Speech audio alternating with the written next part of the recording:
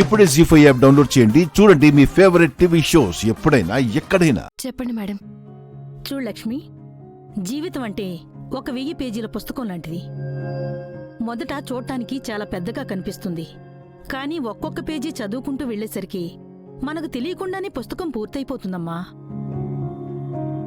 అప్పుడనిపిస్తుంది పుస్తకం ఇంత చిన్నదా అని. జీవితం కూడా అంతే. అది మనం ఊహించుకునే అంత పెద్దది కాదు, చాలా చిన్నది. అర్థమైందా? ఆ పుస్తకంలో మనసుకి సంతృప్తినిచ్చే కంటెంట్ ఉంటే పుస్తకం మూసేశాక మనసుకి హాయిగా ఉంటుంది. అలాగే జీవితం ముగిసిపోయేటప్పుడు తిరిగి చూసుకుంటే ఒక అందమైన బ్రతుకు ఉండాలి కానీ అర్థం లేని బ్రతుకు కాదు. చూడు లక్ష్మి, నువ్వు నీ చుట్టూ ఉన్న వాళ్ళ గురించి ఆలోచిస్తూ నీ జీవితాన్ని పాడు చేసుకోకు.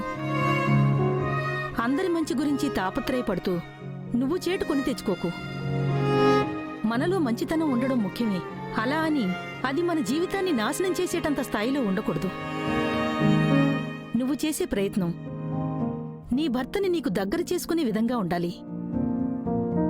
నీ కళ్ల ముందే నీ భర్త మరొకరితో నిశ్చితార్థం చేసుకుంటూ ఉంటే చూస్తూ ఎలా ఊరుకున్నావు? సరేలే అని ఎందుకు వదిలేసావు? అది నువ్వు చేస్తున్న పెద్ద తప్పు లక్ష్మి. చేజారిపోతున్న బంధాన్ని పట్టుకుని ఆపాలి. భర్త అనే బంధాన్ని దక్కించుకోవడానికి ఎవరితోనైనా పోరాడాలి, అంతేకాని పోతే పోని అని వదిలేయకూడదు. అర్థమైందా? అర్థమైంది మేడం. మిత్రును చూస్తుంటే నాకర్థమవుతుంది. అతను మంచివాడే, మనుషులకు విలువిచ్చేవాడే. కాకపోతే అతను చుట్టూ ఉన్న పరిస్థితులు అతన్ని నీకు దగ్గర కానివ్వడం లేదు.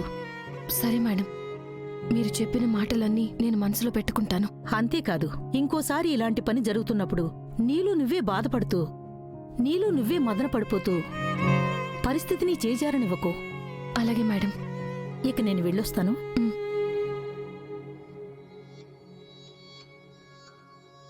మీరన్న మాటలు కరెక్టే మేడం.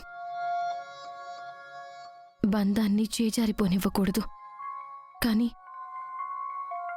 ఆ బంధం మరో వ్యక్తిని కోరుకుంటే ఏ ఆత్మాభిమానం ఉన్న ఆడదైనా పట్టుకుని వేలాడలేదు, పోరాడుతూ నెగ్గడానికి చూడదు.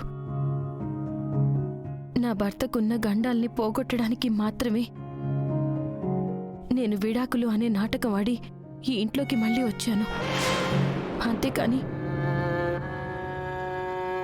మరొక ఆడదాన్ని ప్రేమించే నా భర్తని నా వైపు తిప్పుకోవడానికి కాదు. చూద్దాం ఆ దేవుడి రాతలో ఏముందో, ఈ కాలం చూపే దారిలో ఏముందో. జీ5 యాప్ డౌన్లోడ్ చేసి అన్ని ఎపిసోడ్స్ పూర్తి ఉచితంగా చూడండి.